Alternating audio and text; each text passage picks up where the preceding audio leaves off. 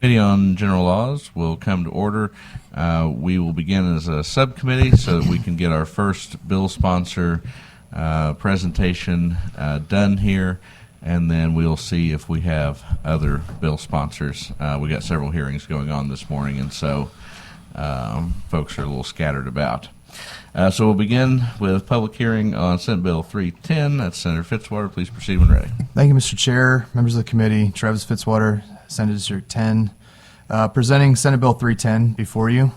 This is just a technology bill that asks the state to, if they're bidding out for contracts that they are capable of being deployed in the cloud, just to be a modern government. I think that's the intent of it. I want to make sure that to the extent that it's possible, it allows them to not do those contracts in the event that there's security risk or the state doesn't believe they can actually handle whatever the technology is. So there's some ways out of it, but we want to make sure that we're a modern government. And I think part of this stems from, at least for me, when I first, just not long ago, we were going to the Department of Revenue, and I was, getting my license plates renewed or whatever, and the systems they were on were rather old. And I know there's a lot of updates happening the last several years. So there's a lot going on there, but we just want to make sure that we're using modern capabilities as we're deploying software in the state. But that's the basis of the bill. Thank you for that presentation. Quick question.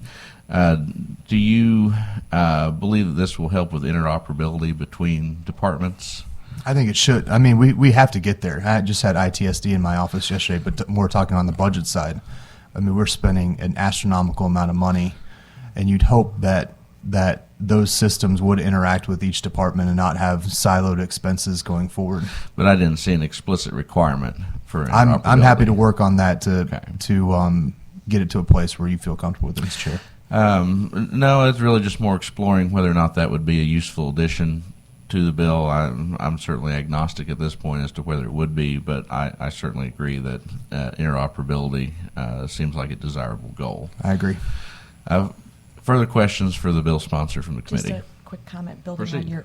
So I think I also had the same thoughts about everything being connected eventually. My concern, though, is that it could dramatically impact the fiscal note, quite honestly, because that means there would be a lot of behind the scenes things that would happen. So I think to keep the fiscal note as clean as possible, this is a good approach, is what I would say. And I'm happy to have all those conversations as we go forward. It's interested in just making government work well using modern technology. Further questions for the bill sponsor? Seeing none. Any witnesses here testify in support? Senate Bill 310. Seeing none. Any here testify in opposition? Senate Bill 310. Anyone here testify for informational purposes only? Seeing none. Thank you again for presentation. Any closing remarks? Thank you, Mr. Chair. Appreciate you all. Thank you. We will now stand at ease for a moment as we try to round up the next bill sponsor.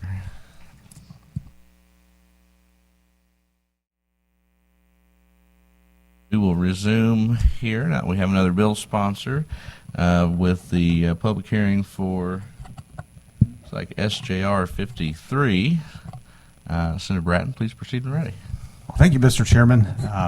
Members of the committee, for the record, Senator Rick Brattin, 31st Senatorial District, Cass County, Johnson County, Bates County. And like the chairman said, I have Senate Joint Resolution 53. This is basically, it's extremely simple. It's one sentence. It's prohibiting unrealized gains taxation in our Constitution. I'll just kind of touch on what that is. Unrealized gains taxation. It's basically it's on paper a worth associated to an asset, including stocks, bonds, mutual funds, collectibles, even like art, antiques, baseball cards. I mean, kind of along that line, even into real estate, and it just is a protectionary measure. There was a move this last election cycle to want to pivot to start taxing unrealized gains, and I think it's just incumbent upon us to protect, something that people are not receiving a real true monetary gain. They're not seeing anything realized in their bank account. They're just potentially going to be taxed on something that's not even real. It's fictitious until that actual transaction occurs. I mean, if you look back at the stock market crashes, I mean, back in 29, the stock market, a dollar went, lost its value by 80%, in one fell swoop. So, just protecting that capability, or from having that capability of that type of taxation, I think is something that we really need to look at, and that's what this would do. It would address that. So I'd be happy to answer any questions. Questions for the bill sponsor from the committee? Seeing none, thank you for that presentation. Witnesses here testify in support. Please make sure you fill out a witness card and proceed when ready. Thank you, Mr. Chairman. Members of the committee, Ray McCarty, President of Associated Industries of Missouri, and I did my witness form online. We're supportive of this. Of course, this is no revenue hit to the state now. It just makes sure that if someone does this at the federal level and starts trying to tax unrealized gains, that we don't do it here in the state of Missouri. If you try to think about it, an unrealized gain would change every day, right? So your value of your capital gains is what you pay on money that you make on different assets. And if you're dealing with the money market account, for example, your account's worth this today and this tomorrow, which is your value that you're going to really say is your unrealized gain. So aside from the math issues and the fact that, this is really not income yet because you haven't sold your assets or it becomes realized capital gains, this just makes a lot of sense to make sure we aren't punishing Missouri taxpayers at the state level for something that might go haywire at the federal level. I'm happy to answer any questions. Questions for this witness from the committee? Seeing none, thank you for being here. Further witnesses in support? Seeing none, any witnesses here in opposition? Seeing none, any witnesses here for informational purposes only? Seeing none, Senator, do you have any closing remarks? Oh, thank you very much, Mr. Chairman, members of the committee. Thank you. We will now go ahead and establish quorum. So, Madam Secretary, would you please call the roll? Senators Trent. Here. Gregory. Bernskoetter. Carter. Here. Coleman. Here. McCreary. Here. Weber. Okay, we have a quorum. We will stand at ease again just for a moment. I think we're waiting for another committee member to come down, and then we will probably do a quick executive session, and hopefully by then we will have our final bill presenter.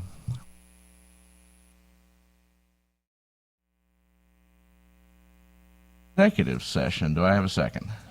It's been seconded. All those in favor, please signify by saying aye. Any opposed, say no. The ayes appear to have it. The ayes do have it. We're in executive session. I make a motion that we vote do pass, or first that we bring before the committee SJR40. Do I have a second? It's been seconded. All those in favor signify by saying aye. Any opposed, say no. The ayes appear to have it. The ayes do have it. The bill is before the committee. There's a Senate committee substitute ending in .11C. It has been distributed, and I move for its adoption. So this is the latest incarnation of SJR40. It makes some changes from the bills that was presented in committee to carve out a few locations, some first-class counties that we didn't want to disturb their existing arrangement, and makes a few other edits. Senator Carter, did you have any explanation that you wanted to give on it, or? Yeah. Okay. Any discussion on the adoption of the Senate committee substitute? Seeing none, I think everyone had a pretty good chance to look over it. All those in favor of adopting Senate committee substitute, please signify by saying aye. Any opposed, say no. The ayes appear to have it. The ayes do have it. You have adopted the Senate committee substitute. I now move that the committee vote do pass Senate committee substitute for SJR40. Do I have a second?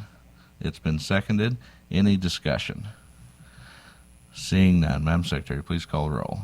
Senators Trent. Aye. Gregory. Bernskoetter. Carter. Aye. Coleman. Aye. McCreary. Aye. Weber. By your vote of 4 aye and 0 no, you have voted to pass Senate Committee Substitute SJR40. I now move that we bring Senate Bill 238 before the committee. Do I have a second? It's been seconded. All those in favor, please signify by saying aye.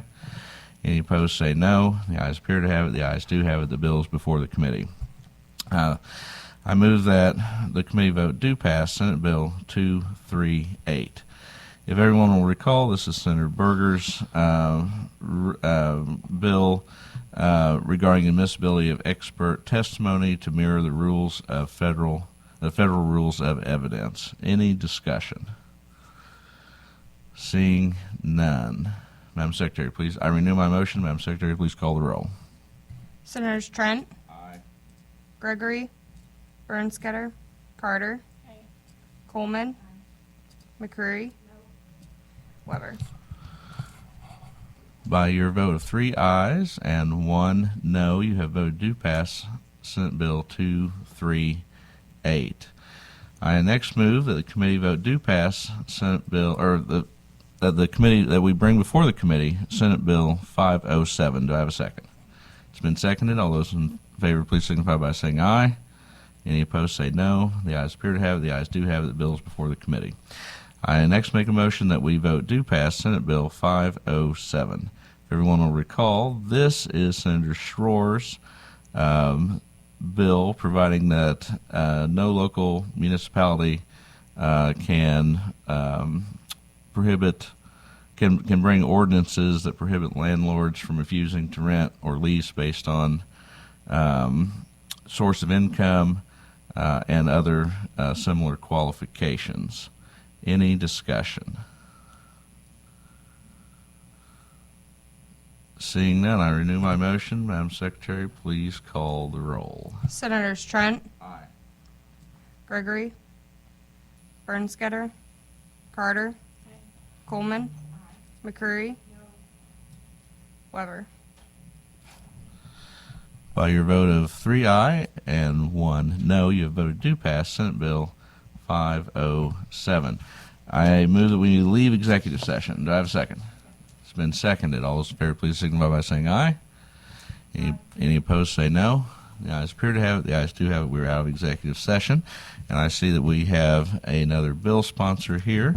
So we will go back into regular open hearing. We will proceed with the public hearing for Senate Bill 201. Senator Bean, please proceed when ready.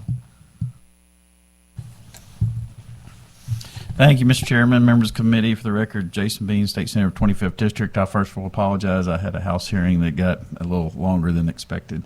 So here today to present Senate Bill 201. Senate Bill 201 addresses the appeal system by the Missouri State High School Activities Association. In my opinion, the authoritative body that hands down a ruling should not also be the body responsible for making a decision on an appeal of their own ruling. My bill transfers the authority to handle such appeals to the State Board of Education. Within 48 hours of receiving the appeal, the State Board of Education shall meet to consider the appeal, and within 24 hours of such meeting, the State Board of Education shall decide on the appeal. I hope this legislation starts the conversation about mission and accountability.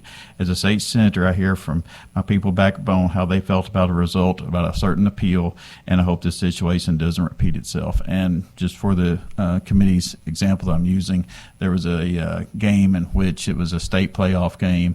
There was a mistake made that really affected the outcome of the game, and they did their own appeal themselves, and they just felt like it should have been dealt with in another way. There was also a situation in Houston, Missouri, over a volleyball situation as well. So anyway, that's why I bring this bill to you all. Questions for the bill sponsor from the committee? Yes, proceed, Senator.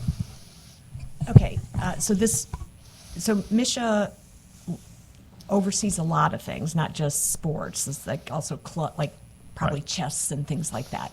So is this intended for everything, or just athletics, or? We were more this toward like athletic games, not as far as like residency or anything like that, because there are some decisions they make about residency of certain students, where they're in school at, where they're not. I don't get into all that. But this is, specifically to sports and outcomes of, when like their officials make a call and it's affected the game. Well, I hear you saying that, but I'm not seeing that in the language. It seems like the language is written to impact all of the decisions. Probably forthcoming in a substitute that we would have. Okay, interesting.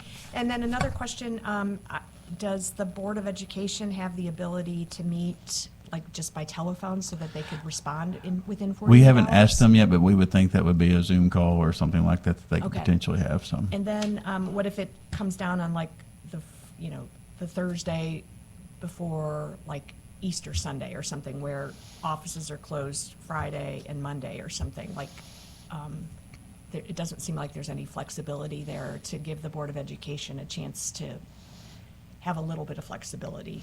We could probably make sure they had that flexibility if needed, because I'm going to say they're not going to have any athletic events probably on Easter Sunday or. Yeah, I'm not just sure. trying to, I feel like we're maybe unintentionally tying the hands of another board that's got a lot of things before them, so. I'd love to have we'll have a discussion offline about kind of what prefaced a lot of this. Okay, thank you. Further questions for the bill sponsor? Seeing none. Witnesses here to testify in support? Any witnesses here? Seeing none. Any witnesses here to testify in opposition? Senate Bill 201. Seeing none. Any here to testify for informational purposes only?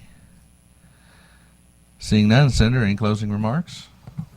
Thank you for your time. Appreciate that presentation. That will conclude the public hearing on Senate Bill 201.